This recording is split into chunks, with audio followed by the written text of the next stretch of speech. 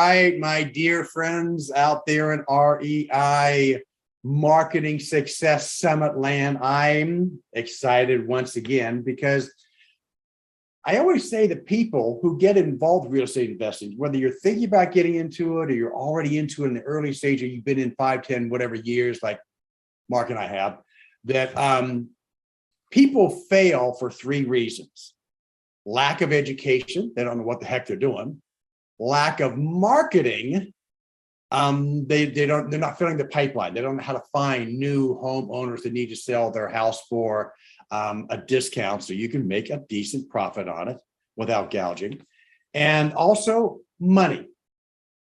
You're going to find out real quick, unless you were born with a silver spoon in your mouth, good for you if you were. I wasn't, Mark wasn't. We had to work our way to towards the top of the pile.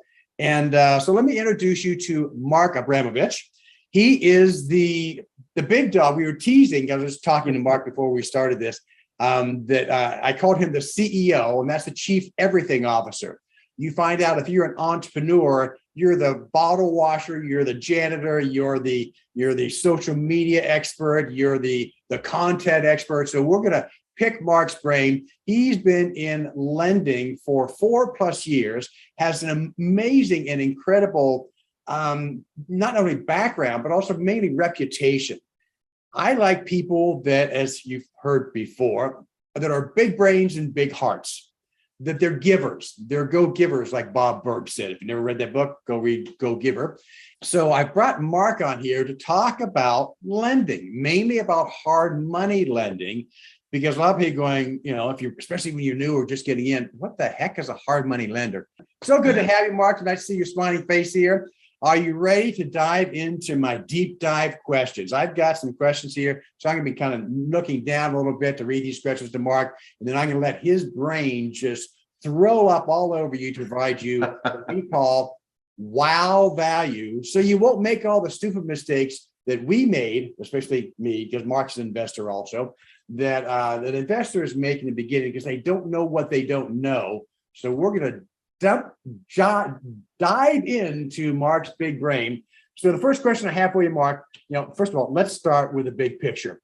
First, what's the difference between a regular conventional loan and that a typical home buyer is going to get, and using hard money lenders like a lot of real estate investors get? So that's number one, go. All right. So a conventional loan is for your personal residence typically. Okay, this is the house you're going to live in. The bank is looking at your income, your ability to repay the loan, while hard money is for investment real estate. So, for example, a bank goes to give out a loan. They find out that there's mold in the property. They're not going to lend on it because it needs to be taken care of first.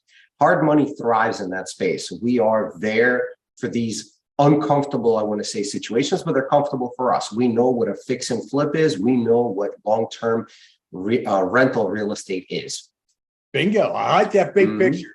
So number next is, after myself, 32 years in the real estate business, and I said my dear former wife being a mortgage lender, I've been through hundreds of conventional loans, and in my investing business over the last almost 20 years, lots of hard money and stuff like that. So that's why I've chosen you, because you have such a great reputation. I want to help get your name out there. So somebody listening going, well, write that guy's name down because Chasen said awesome sauce.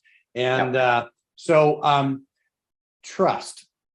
When an investor is looking for a new lender, especially the hard money lending thing where they don't know, they might know a little bit about, conventional loans because they may have purchased a home or two, but hard money lending is a whole different game.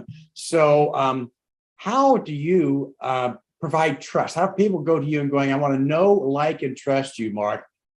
How do you do that? I answer their questions whether they're going to borrow from you or not. That part is secondary. The loans are secondary. The first and foremost thing is for the borrower to know what they're doing.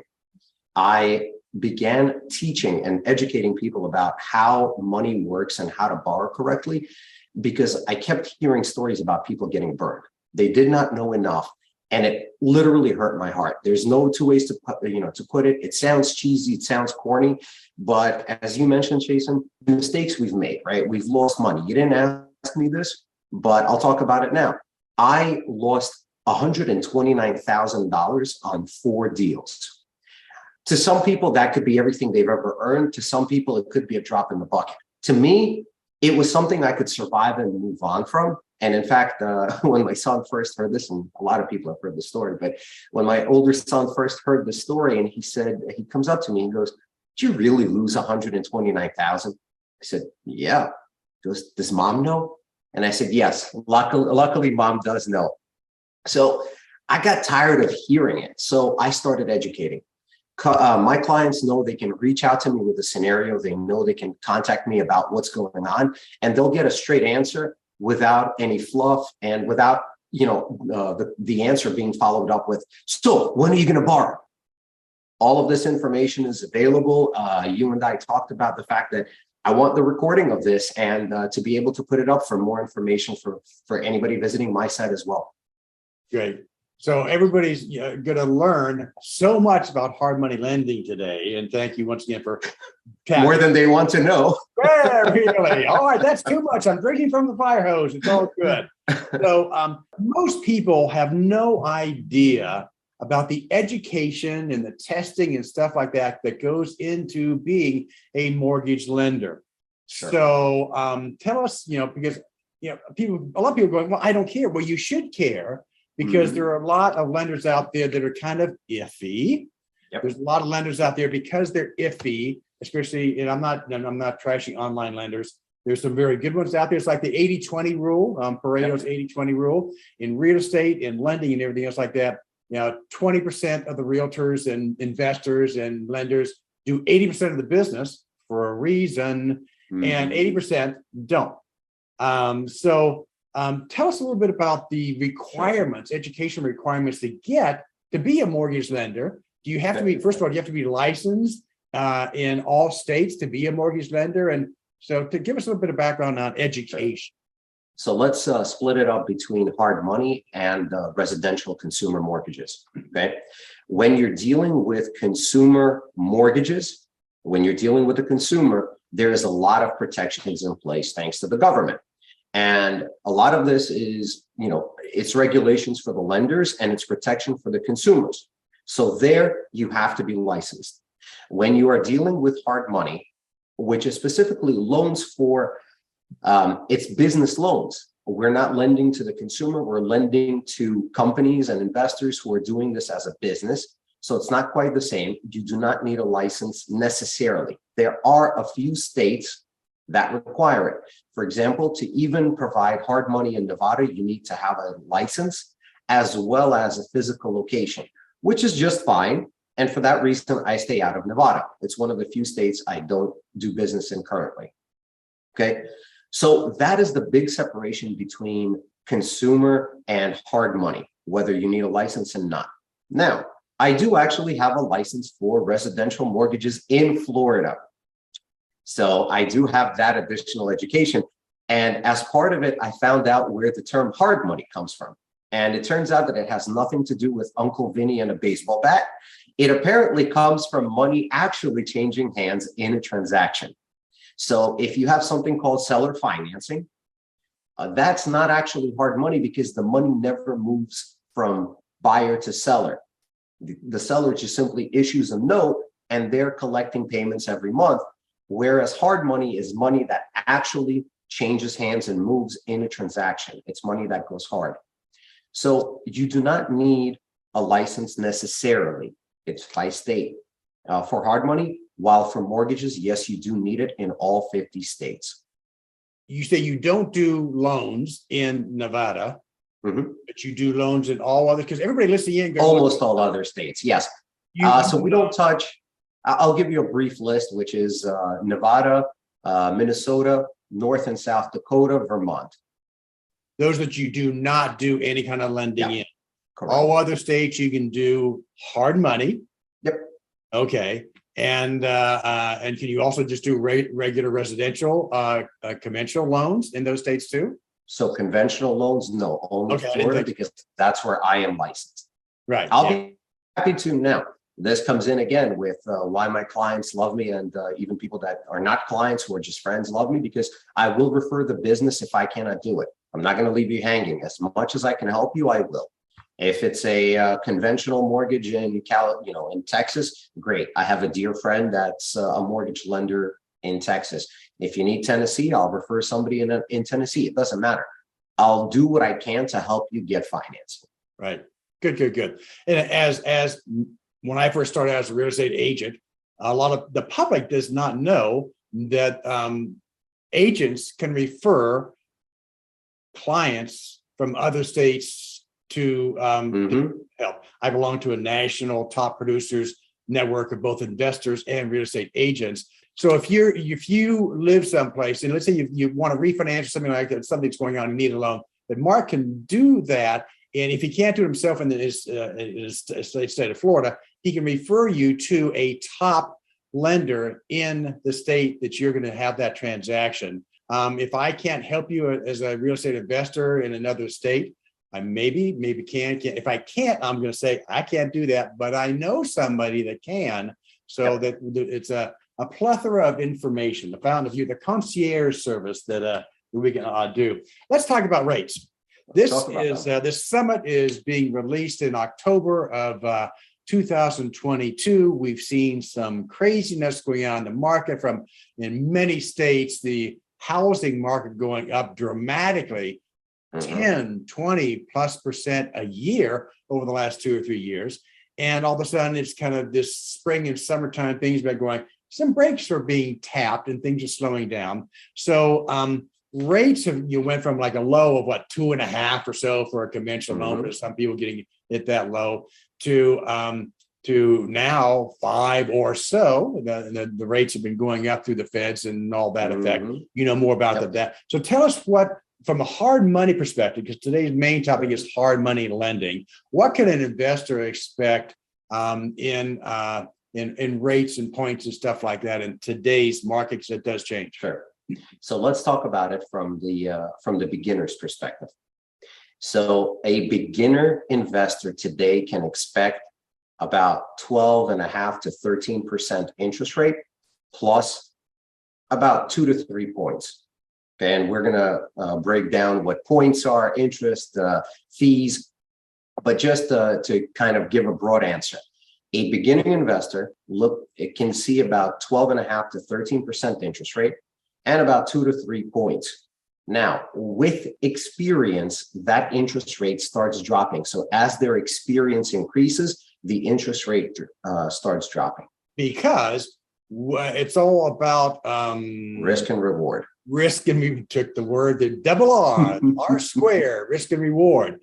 So as you get more experience, if you are newer or just getting into real estate investing, you basically have no idea what the heck you're doing.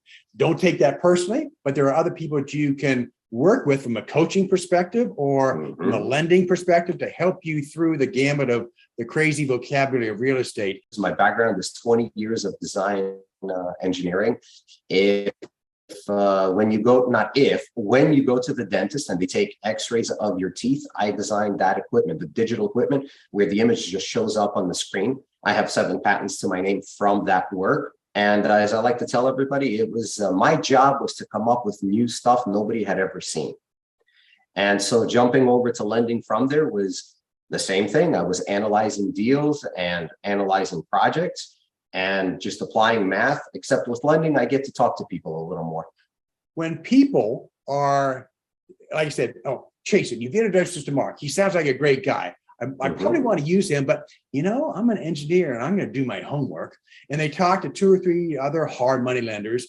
There's, it's the 80-20 rule, maybe higher and lower than that. In the real estate sales business, the same thing in investing. I think it's more like a 90-10 rule. It might be the same thing in lending.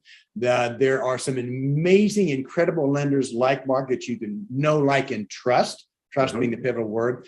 When you're comparing, you have to compare apples to apples. So rates change on a daily basis, Mark? Luckily, not anymore. For hard money, I mean, we definitely went through the turbulence of earlier this year when inflation numbers came out and everybody got nervous. So that was on a almost daily basis. Luckily, they're not as volatile. We're talking about a few months to years typically. Once we all kind of get into a stable groove, they stay pretty stable. Right. But yes, when they change, what you should look for.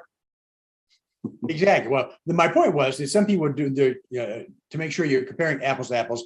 Luckily, in hard money, it doesn't change as rapidly. In conventional lending, it's a much more up and down factor, right? Like Wall Street. So it's good. But so just make sure that you don't call Mark today and then a month from now where things possibly could have changed. And all of a sudden you've got apples and oranges. You're going, well, damn, Mark, the rates are a half point lower. This other dude. Well, dude, the rates have come down. So anyway, apples to apples. When if you're doing the comparison, Mark's a rock star. He has my Chasen chest seal of approval. Once again, the engineer brain going, well, I'm going to compare. I'm going to do spreadsheets on 12 people. Just watch me do this. So let me give you the answer to that. That's okay, but Mark's the dude. Well, hold on. So here's what you do. There's I knew you had a question in there, and I'll give you the answer to it. When you're comparing rates, here's what you need to compare from lender to lender. And this is a mistake, unfortunately, I've seen people make. So here's what you need to do. You need to compare the interest rate. You need to compare the points, and you must compare the fees. This is where the devil in the details lies. Some people don't necessarily break out their fees or disclose total fees. In fact, that is the question I would suggest you ask any lender you're working with. What are your total fees on a loan? And put it in writing and email it to me so you have proof, because that keeps the lender honest. If all of a sudden you're trying to close something and going, well, what about all these other junk fees that all of a sudden I'm seeing? You sent me this. And if you decide for any reason to sue the lender, you've got proof. The judge is going to say, dude, you screwed up, Mr. Lender. Here's what you told him. Here's what you try to finalize them. You're going to jail. So, well, extreme example there, but even a little dramatic. But even without it, you really do want to compare all of the fees, because I've had clients come to me and they tell me, hey, you're charging us 2 points. And I've got this other lender and they're going to charge us a point. Well, what can you do? Well, what is that other lender charging you in fees? Oh, well, how much are your fees? Well, my fees are $1,500. What are theirs? Oh, they're charging us a $5,000 underwriting fee. Okay, well, how does that $5,000 fee compare to my $1,500 and the 1 point versus 2? So you do want to ask this question. Right. Devil's in the detail. That's where it's great to be honest and trustworthy and provide. My attitude is I always try to treat people like family. You always have to do the right thing. I've taught my 2 kids, they're in their 20s. Integrity is everything and trust is everything. And I always tell them, if you always do the right thing, you're going to live an incredible life. So when you're talking to somebody like Mark, same thing, the trust and the integrity is there. How much of your business is hard money with investors versus conventional loans and other loans with the public? 100% is hard money. I got my license earlier this year because I got tired of turning away everybody who kept asking me, hey, can you do a regular mortgage? So I got licensed. And to this day, I still haven't closed a conventional mortgage loan. That's the brutal, honest truth. Well, because it's not my, the intention was to be able to get into it, but hard money keeps me busy enough. Right. Good. And that's good. I thought I knew that, but I didn't. I wanted to be sure because some people do both. And there's enough differences. Yeah, it's all lending, but when you get into the details of it, so 2 different animals. That's actually a good thing that you brought up. It is in the details. I focus on fix and flip and buy and hold rentals. Okay, like anything else, there's lots of flavors. There's a lot of niches in the real estate space. You can have retirement homes, you can have assisted living, you can have regular 1 to 4 family residential, you can have 5 to 20, you can have large buildings, you can have commercial office space, you can have retail, you can have, the sky's the limit, right? Everything that we see around us in terms of real estate is available. but lending on it is very different. You have to know the ins and outs and niches of it, right? There are mobile home parks, not my forte, and it's okay. There are companies and people who specialize in that who would not be able to help you with a fix and flip loan like I can. Right. And so it's the same thing with conventional mortgages. It's the same thing with everything else. You want to deal with a lender who specializes. And in the beginning, for me, I was a dog chasing ambulances. Everything that went by, oh, I've got a loan, I need a loan for this. Great. Let me broker it for you. Let me find you someone. Nothing. And then, hey, I'm looking for a loan for this. Nothing. And I started specializing. And I think that happens with any industry, with real estate investors themselves as well, right? Doing fix and flips of single family houses is very different than buying and adding value to a 200 apartment complex. It's very different things. And that's the same thing with lenders as well. You want to find someone who can help you with what you're doing. And like I said, my specialty, fix and flips and long-term rentals for investment real estate. There you go. You now have the guy to contact when you're in those two categories. I find that a lot of people first getting into real estate, because everybody listening, it comes from, and I said, Brant, thinking about getting into real estate investing, early into real estate investing, experience in real estate investing. We have the gamut, listening in, tuning into our summit today, that if you're newer to the business, you have to learn the language. It goes back to that education aspect of learning real estate investing 101, let alone 1001. So there's a lot of what I call the lender mumbo jumbo that like attorneys love to use, because they make up these words. You're going, what the does that? Mm-hmm. So here's an example. LTV. If you're newer to the real estate investing business, and you say, well, and the LTV is, and they're going, they draw one, once the mind is confused, it's frozen. So tell us a few words. Let's start off with LTV. What does that mean for a newer investor, and how does it affect the loan aspect? LTVs are typically limitations on how much a lender will provide. For a rental property, the easy way to look at it is there's a certain value to the property right now, and hopefully the purchase price matches or is below that. You're buying at a discount. So one of the limitations is, let's say for a rental property, we'll provide 80% of the purchase price, 80% of LTV, whichever is less.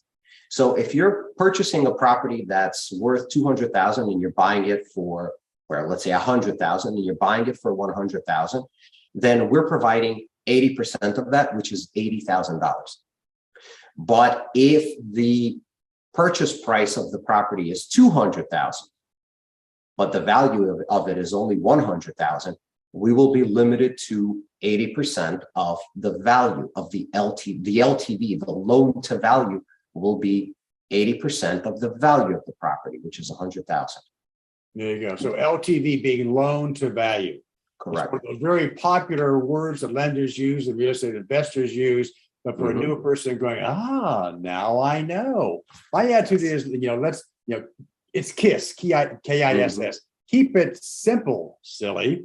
So, especially in your business, in my business, when I'm helping people out from a coaching perspective, from a lending perspective, you've been in the business a long time, and you kind of gloss over these words because you know it backwards and forwards. Yeah. My attitude is, it's like the old TV show years ago, got to be smarter than the fifth grader or whatever it was. Mm-hmm. There are so many people that are relatively bright, but they just don't know the language. So one of my skills is to keep things simple. I know it's the same skill you have.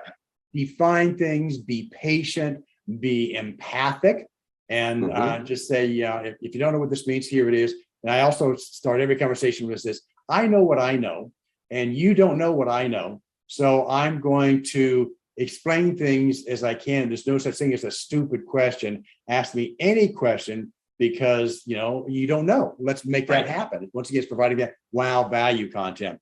So let's talk about prepayment penalties. Sure. So I buy a house, and I think the repair, there's going to be a flip, is going to take about a year.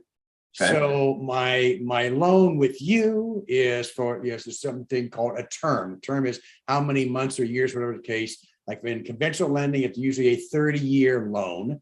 In our and investing, it can be 6 months, a year and a half, 2 years. So all of a sudden, I need I get it closed early, and I can pay it off. Is there a prepayment penalty with loan? Okay, so for fix and flip, no. Okay, pay it off as early as you can. It's perfectly fine. Although what I would like to mention again, see, we're not having a conversation about just me. We're having a conversation about the industry and all of the different terminology you can come across. This is a question you need to ask your lender. It is one of those things they may have in there. In our case, we already charged the points. We've already gotten paid upfront. So now, as long as the money is out, we're collecting interest. So there's no need to lock in a minimum earn. Whereas some lenders, especially ones who you'll find, and this goes especially for private people, someone who lends you their personal money, and now let's say you give them back their money in a month. Well, what did they really earn? This is where minimum earn comes in. This is why some lenders will say we have a minimum 6-month term or minimum 4-month term on our money. Okay. Right. So for fix and flip, we do not have a prepayment penalty. Pay us off as early as you can. For rentals, which are typically a 30-year loan, there is something called a step down prepayment penalty, and usually it's 5 years. Okay. Step down is first year, 5% prepayment penalty, second year, 4%, third year, 3, 2, 1. Because again, we're not looking to have our money come back. We want it out and working. That was the point of a long-term loan. Now, can you have a shorter prepayment penalty? Yes. Then the interest rate will be higher. That's the trade-off. Sure. That only makes sense, you know. Yes. That's once you understand. See, for me, all of these realizations, it was the knowledge to gain was to understand why things are done. Right. Once you understand why they're done a certain way, you start understanding, that there's no tricks to it. You just need to know the terminology, know why it's done that way, and everybody can have a better process and a better loan. Right. You want to be at the end and having the client that you're working with going, wow, you made that so easy, so simple. You explained everything. Thank you, thank you, thank you. Good testimonials for future business, but that's all. That's good. Once again, providing wow value to people, which is our mutual theme. Closing time period. What do you find? Is there a certain minimum? I'm doing a flip. Yep. Yeah, this is somewhat of a cosmetic flip. It's not going to take a year because there's, I've got to move walls and do a foundation and put a new roof on and add an addition, stuff like that. This is going to be a simpler, shorter term period. I'm only going to need a loan 3 months. How's that work? Same way that a 12-month loan works. Okay. There's no difference. So here's the process. First, let's talk about closing time. So my closing time, and I think for most lenders, it kind of fits into it. The closing time is appraisal plus 5 business days, just about, maybe 7 business days, whatever. And you need that appraisal. That's the big gating item. We need to get an appraisal of the property. I'm not there. And this truly separates the local, more private guy who can show up and say, okay, I see this, let me lend to you on it, versus the bigger national lenders, because I'm not physically there. So I need a third-party appraiser to come and determine the value, or confirm actually the value of the property. And typically for a fix and flip, you're going to provide me with a renovation budget, scope of work, rehab list, renovation budget, many different names. The bottom line is the same. You're telling me what you're going to do to the property. I take that information and provide it to the appraiser. So the appraiser comes out to the property and does the inspection and provides a report with 2 values. The 2 values are, what is the property worth now? And that's where we were discussing the loan to value portion of it, or percentage of purchase price that we're providing. And then that appraiser, she, they will actually use the renovation budget to determine the after repair value, the ARV. Right. And so they are providing both of those values to us. So the initial purchase price, the loan for the purchase price is determined on the current value, and the ARV, that's another limitation. So let's say we'll provide anywhere between 65 to 75% of the after repair value. So your purchase plus your rehab amounts from us together have to be less than that 75%. Now, you get the loan, you purchase the property, you start doing the work. Now we reimburse in draws. We do not advance funds, right? First, you have to do the work. Oddly enough, right? It's difficult for me, to get paid for work I haven't done either, right? When I showed up at my job that first month, nobody advanced me a check and said, "Hey, here's your first week's pay right out of the gate." No, right? First, they said, "Okay, you're going to work a week, we're going to pay you. You're going to work a week, we're going to pay you."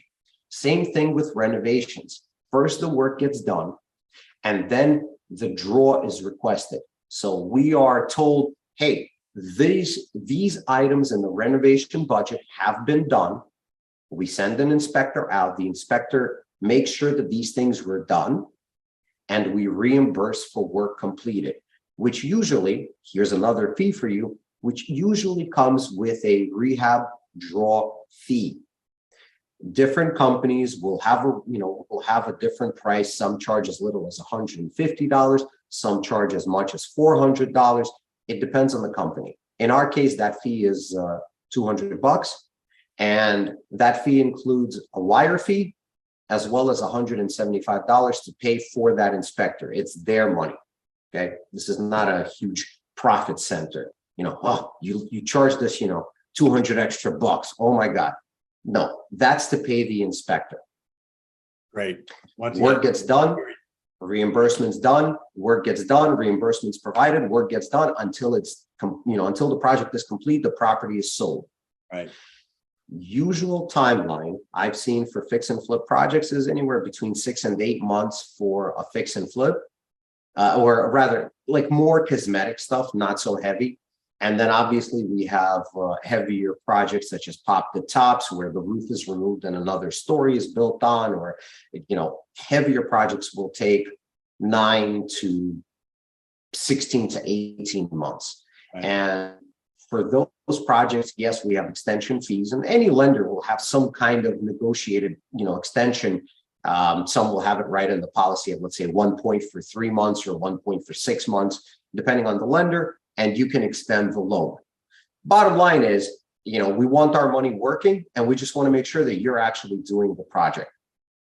Now, the tidbit I'll give you guys here is, a lot of the time I have especially newer investors, they'll come to me and they'll say, "Hey, I'm going to borrow, the expected holding time is 3 months."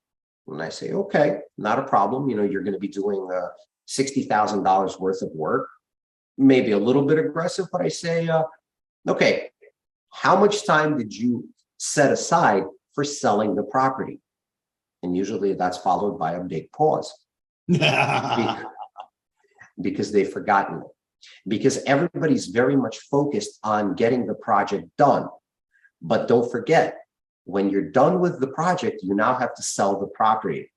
And the amount of time it will take to sell the property is the amount of time it takes for the buyer to get themselves a mortgage. And if you're not familiar with that process, it's anywhere between 2 and 3 months. Right. Maybe a little bit faster in some markets, but essentially you're looking at least 2 months for a mortgage. And then you still need time to find that buyer. So easily, when you're selling a property, you have to add 2 to 3 months, because during that time, you're still paying interest on your loan. Sure. Well, that explains it all. And you've been more than thorough. And I love that. I go on an appointment going, "Chasen, that was like so thorough." So thank you for doing that, because like I said, it's the education, it's the marketing, and it's the money factor. So we have to wrap up right now. So Mark, it's been my absolute pleasure. You've expanded everybody's brain today. You've helped them make less mortgage lending mistakes, hard money mistakes, because they're more knowledgeable now. And that's the whole purpose of this summit. Even though we focus on marketing, some of the people that I'm having the experts in is on different aspects of that I consider really, really important that help people not fail and increase the probability of their success. So thank you. Jason, if ever you're going to be on the lending side, okay, if you're going to be the money in the transaction, these are the 6 things that I suggest you get. And this is a big point for me. You want to do the analysis yourself. You do not trust the numbers from the borrower. You do your own analysis on whether it's a good deal. Right. You are the one responsible for that. Number 2, you want 2 insurances, title insurance and property insurance. And then you want 3 documents, a promissory note, which describes the loan, a security document, which is a mortgage or a deed, depending on where you're lending, and your title company or attorney will help you with that. And that's actually what secures your loan by the property. And then number 3, a personal guarantee from the borrower that in case the deal goes bad, they will personally make you whole. Those are at least the bare minimum items if you're going to lend.